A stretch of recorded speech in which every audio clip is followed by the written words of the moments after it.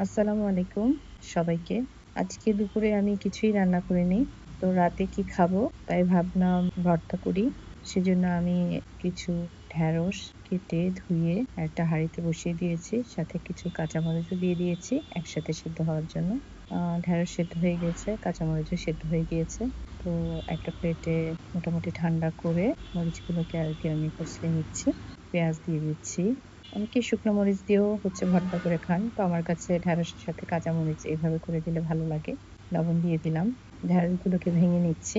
একটু সরিষার তেল দিয়ে দিলাম। এছাড়াও আরেকটা ভর্তা করেছিলাম, কাঁঠালের বিচি ভর্তা।